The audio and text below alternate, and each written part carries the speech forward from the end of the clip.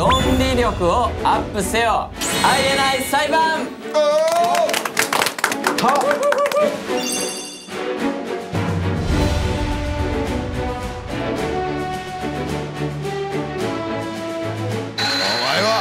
ケータリングを持ち帰りすぎだ。僕は間違った行動は取ったとは思わない。いい度胸してんな。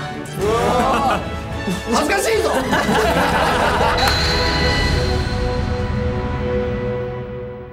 続いての告訴人はまさやくんです。よろしくお願いいたします。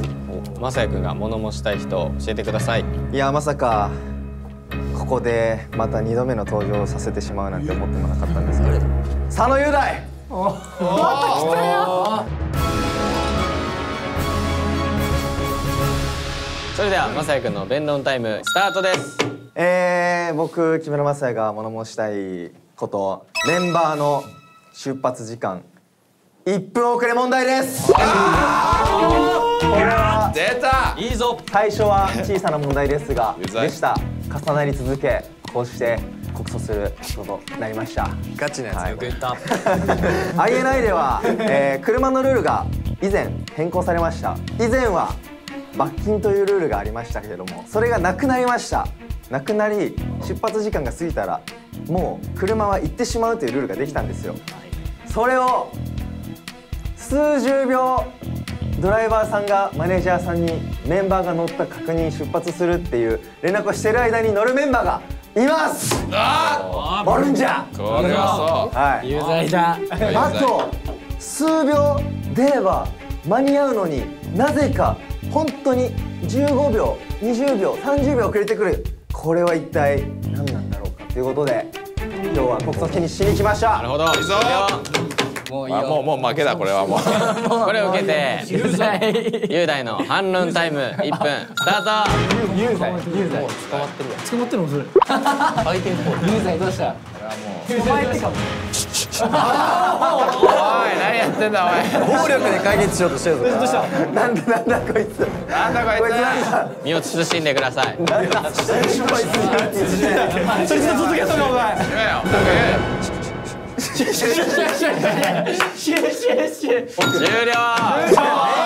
負けやんけ。裁判員の皆さん、判決の札を上げてください。せーの。はい、もう有罪です。有罪が7人ですか。フェンファンはどちらでしょうか。あ、有罪です。有罪で。今のところ有罪。あ、有罪。それでは自由討論タイムスタート。はい、すみません、いいですか。雄大が一つ大きなことありまして、車が朝ね、時間が過ぎまして出発したんですよ。もう本当に出発して10秒くらい経ってウィーンって本当加速する手前ですよ。雄大が、僕助手席座ってたんで、パッパッパ走ってきて窓ボンボンボンボンボンボン。やばいさ、びっくりしましたよ本当に。捕まってるやんけ。海の中におるやんもう。被告人意見は。俺は無実だ。言い返さな。終了。裁判員の皆さん、札を上げてください。せーの。これ無罪の人はい、全員一致で有罪ということになりましたね。それでは、判決を言い渡します。有罪です。これはもう全員一致ですね。はい、遅刻がよろしくないということが一つ、そして、発車している車に走って窓を叩くという行為は単純に危険です。それは、日常生活でもやめてもらうことです。はい、最初出てきたやつと思う。しっかりと構成するようにお願いします。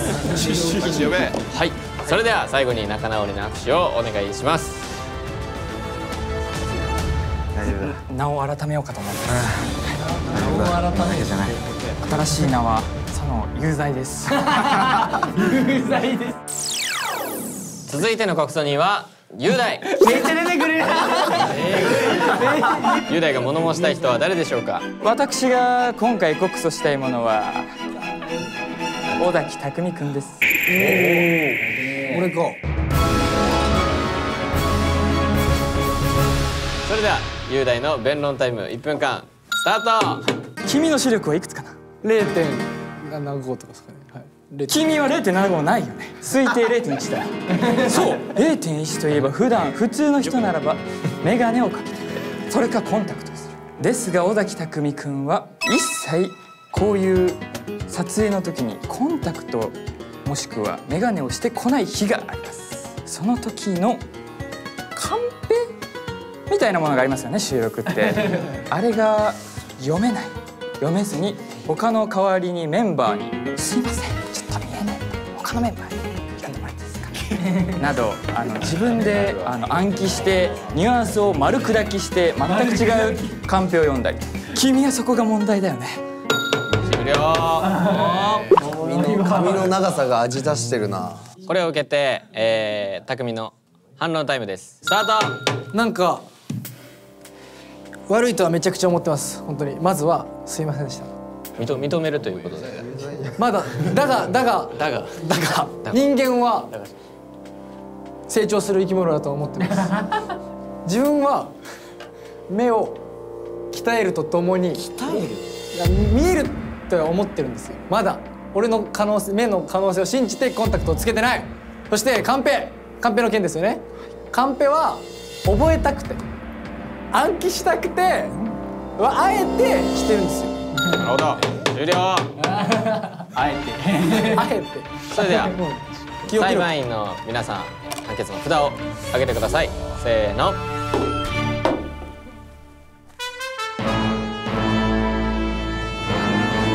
それでは有罪の西君。はい、そうですね。僕もコンタクトをつけたりする身なので、やっぱコンタクトをつけたりするのってちょっと面倒くさかったり分かるんですよ、気持ちは。こっちはね、もう気持ち押しこらえてちゃんとつけて迷惑かからないようにカンペをちゃんと読んでるのに、そういうことはちょっと許されないかなって。それでは自由討論タイムスタート。裁判長、提案が何やあいつ。いや好きやわあれ。君はあれだよね、コンタクトを持っていないわけでもなく眼鏡を持っていないわけでもない。君はカンペがある回はコンタクトや眼鏡をつけてこずにもかかわらず、雑誌の撮影や媒体さん、ファッションに気を使っている方が見てくるところの多い場所では眼鏡をかけていますよね、よく。ということはですよ、君の眼鏡の役割はアクセサリーで間違ってないあのメガネはアクセサリーではございません。確かにファッションとして取り入れてる部分もあるけど、ちゃんと俺全部に度入れてますから。さっきから話してますけど、昔の話してません。俺最近カンペ読んでますね。反応が微妙なようだねでしかもあんまり迷惑かけないようにはしてるんですよ。今を見てほしい。今を見てください。3倍だ。ミスってないですよね最近。過去の罪は認め。過去は認めます。だから今を見てください。おっと裁判長、私は大事なことを忘れてしまいましたいやー、こんなことを僕が忘れるとは思っていなかったよ。君はよく一人でバラエティに出ることもありますよね。その場合なんていうんですかね、シングルの発売時期とか被ったりした場合、番宣って言いますか、なんて言いますか、プレゼンするじゃないですか、発売しますよ。カンペがどっさりあったとします。その場合って他の共演者さんに読むの手伝ってもらうんですかね。いやその時に外してたことはありません。おっと出ました。手玉に取ってる。意義ありです。ということはですね、こういう INI のコンテンツだったり、僕たちが撮影する媒体ではつけないことは多いということで、外に収録行くときは必ずつけてますと主張してましたね。ということはですよ、僕たちの収録は読めなくてもいい。今日つけてるんだ。そういうことですか。実はもう一つキンキンの証拠がありまして、まだあんのかよ。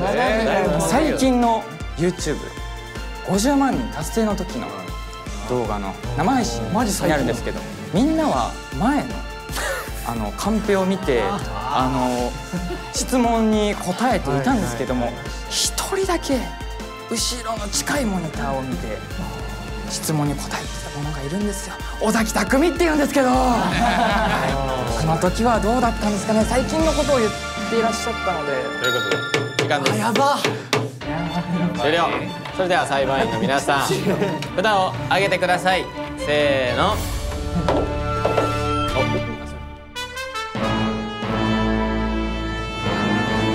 じゃあ有罪にしたたける。彼尾崎匠さんが今を見てほしい今を見てほしいって言って今を見た結果つけてませんでした。なるほど。それが目の前に事実があったっていうのが。それでは判決を言い渡します。有罪です。はい、まあこれは理解してもらえると思いますね。まあ証言によると、まあ詰まるところまあメンバーに甘えてしまっているということですね。そうだ。はい、もう24歳ですか？はい、24歳ですよね。はい。でもなるので、まあ、やっぱり自分のことは自分でできるようになりましょう。はい。大変申し訳ございませんでした。それでは最後に仲直りの握手をお願いします。ありがとうね、おしゃれメガネさん。続いての告訴人はリヒト。はい、リヒトが物申したい人は誰でしょうか。悲しいですか、西弘俊。出てきてください。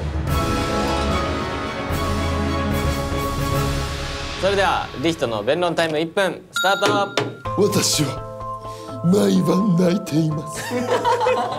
悲しい。僕が物申したいことうすうす気づいてますね。僕の誕生日企画の約束覚えていますか。僕にオリジナルのかっこいい T シャツを作ってくれるんですよね。いつになってるんですかね。本当に毎晩そればかりを思ってあまり寝れていません。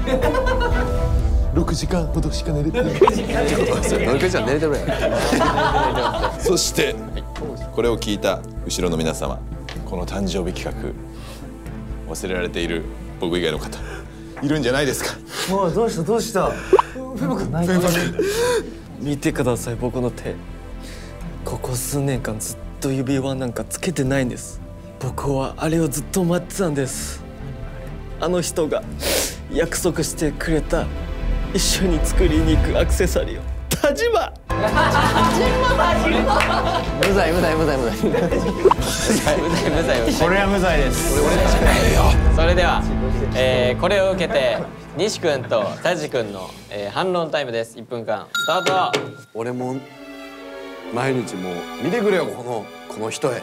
毎日寝れてんだよ。最初からやっけ。こっちはな、毎日毎晩デザインも毎日考えてんだよ、君のことを思って。しかもおい、そんなこと言っていいのか。こんなこと言ったらじゃあ自分たちはどうなんだ。確かに。誕生日企画話だろ。俺もあるぜ。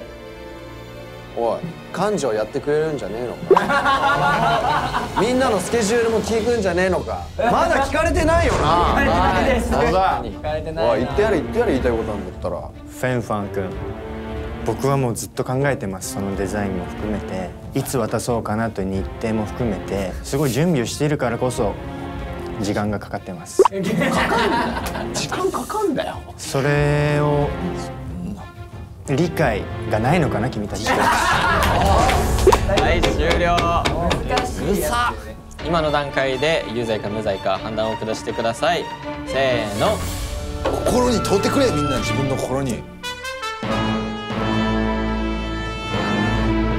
無罪の意見を聞きましょう。じゃあまさやくん。はい、今の段階ではやっぱり2人が準備を頑張っているとされて、もう一重にもなっちゃってるし、まあお二人は今後ね、期待していていいんじゃないかなっていう忘れてなかった事実があったので、ちょっと無罪とさせていただきました。それではここからは自由討論タイムに行きたいのですが、この問題はメンバー全員が関わっていることという間違いない。全員で討論をしていきたいと思います。それでは自由討論タイム5分間スタート。はい、そんなんまだ毎晩考えてるっておっしゃいますけど、あの誕生日は僕が20歳になった誕生日。もう2年経ちます。いつまで考えてるんだ。もう何でもいいからください。もうなんかそんななんかようね、音楽とかすごい作業してるけど、僕の T シャツのこと考えてるの見たことありません。なんか絵描いてるの見たことありません。嘘です。翔吾、はいはいはい。君は果たしてその意思あるのか。僕はあります。僕は確認できておりません。プレゼントあげてます。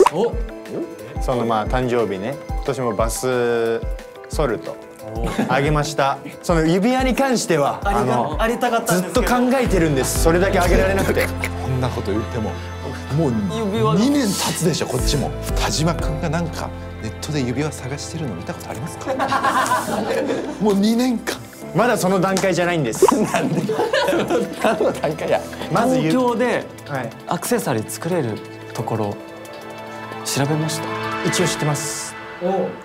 吉祥寺にあります。説得力半端ないぞ。下見もしたことあります。あるんだよ。こっちはあるんだよ。僕も言いますよ。その T シャツ作り言います。やっぱオリジナルの T シャツっていうかやっぱり僕もこだわりたいですよ。それこそだから僕シルクスクリーンのね話しましたよね。それを買いました。でそのシルクスクリーンまだねリヒト用にはできてないです。まああれはもう練習みたいなもんですよ。いずれかそのシルクスクリーンのねリヒトのデザインを作ってで自分で刷りたいなと思ってわざわざインクも台も買ったんですよ。見てない。はい、それ事実です。これは紛れもない事実です。すごい。これ他の誕生日企画、まさやくんから匠に向けた誕生日お願い企画。デートプランお任せ旅。へえ、まだやってもらってない。今の反応こっち忘れてた。匠からまさやくんへの誕生日企画。まさやの好きなアーティストのライブに行く。行ってないです。忘れてたな。二人とも忘れてるぞ。忘れてるぞこれ。京介からまさやくんに一番得意な手料理を振る舞う（かっこスイーツ系）。覚えてねえじゃないか。みんな忘れてるじゃないか。これ一番最初にやったやつ。俺が一番やってない。これと一緒。2年経ちました。すいません。いくつか達成しているものもありますね。たけるから京介1泊2日温泉デート。いますね。なんか匠もいなかった。す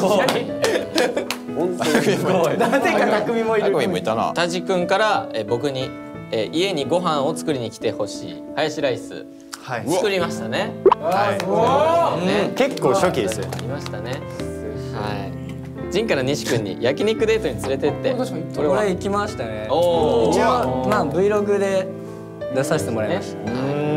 韓国のサムギョプサル屋さん行きました。ほらやる男だぞこれは。そのタイム終了です。これはそっか。報告会みたいな。裁判員の皆さん、札を判決の札をはい上げてください。せーの。はい。どこで有罪な。匠。なんかでも気持ちが伝わったんで。雄大の雄大。雄大？あ、違う。雄大の。これ何年経ってんだ。2年。2年はちょっと長すぎかなと思いまして、有罪ということで致し方なかったかなとは思います。すいません。判決を言い渡します。有罪。あれ？有罪だ。なんでだ。なんでだよ。叶えようという意志があればきっと叶えられるお願いではあるのかなと。意志はあるんだ。意志はあるけどな。おいハヤシライスとアクセサリー一緒にしちゃダメだぜ。でも1泊2日温泉デートに行っている。いやそれすごい。デートなのか聞こえたぞ俺は今ボロッとなんか匠もいたり。匠さんはカメラマンで。ああなるほど。ちなみに僕から西君へのお願いの、日帰り旅行も達成しております。めっちゃ助けたまってるやん。スケジュールがあるからな。それはわかりますが、YouTube の、あの企画の中では必ず達成してくださいとどの回でも言っていたというのもありまして、はい、今回は有罪にさせていただきました。裁判長。それでは最後に仲直りの握手をお願いします。もう罪を償います。でも言うからなって。認めた。でもそうやってやってくれてんのは嬉しいな。和解しよう。やってるよもちろん。やってねえやんけ。趣味で買ったやろ。おじいちゃんになるまでに作り込む。作ります。おじいちゃんまで作ります。以上、INI 裁判閉廷します。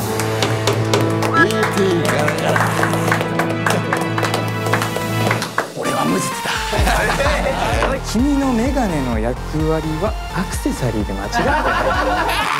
おっとおっと出ました。はいはいはい。ありがとうね、おしゃれメガネさん。